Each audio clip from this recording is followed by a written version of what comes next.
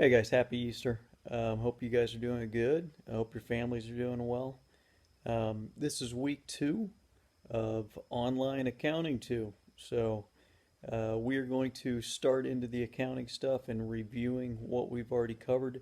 We're going to start with chapter 11 and this slide deck. If you look through it, you're going to see an article that we put in there.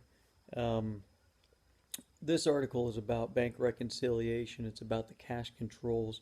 It's about uh, signing checks, writing checks, controlling your cash and your cash flows to make sure that everything is on in your company.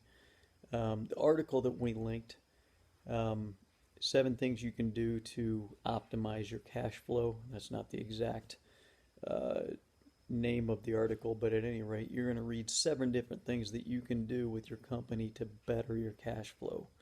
What I want you guys to specifically take away from that is right now in the business environment that we're in with this pandemic, there are so many companies that are not doing so hot. If they're in the service industry and they're not HEB or somebody that's actually doing extremely well. Think about Alamo Draft House. They had to shutter their doors. Think about the restaurants that you'd frequent. They are having severe cash flow problems. And a lot of times they have to furlough their employees. Um, a lot of the sporting goods stores, a lot of the other companies, especially if they don't have an online presence, have issues.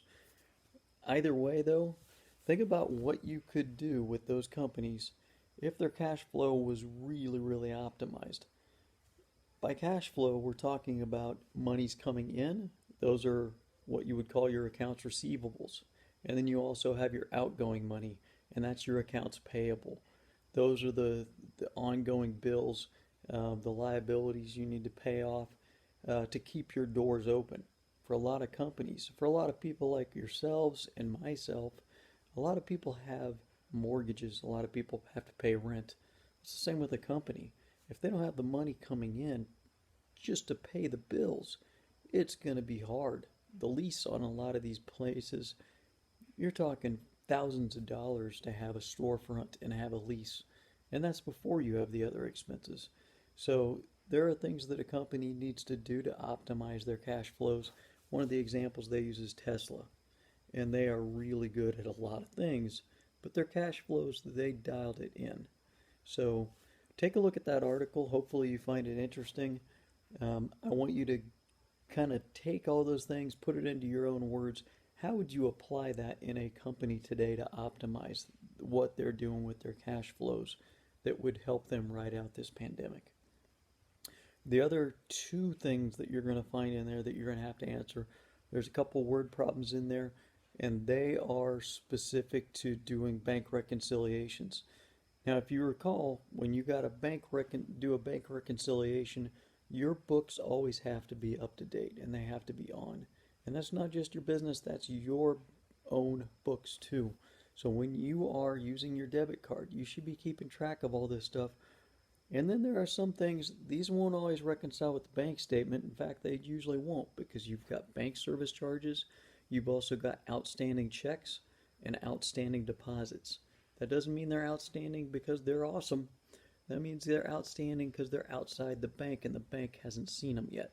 So an outstanding deposit, an example, you put your money in on Saturday night, the bank's closed. They're not open Monday.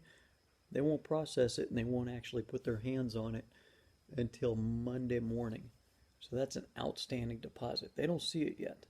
An outstanding check is one that maybe you wrote to a friend and they haven't cashed it yet. But once that hits, your account's going to go way down. So if your books say it's over what it should be, you got a chance you could write a hot check. So at any rate, that's what we're looking at those for. Please go ahead and knock those out. It'll probably take you under half an hour. But submit those to the Google Classroom. There is in this slide deck, look down in there. You're going to find links to those forms, but basically go ahead and use the forms that I gave you in the Google Classroom. Submit on those and then just upload them and you're done. I'll get those graded and back to you as quickly as I can.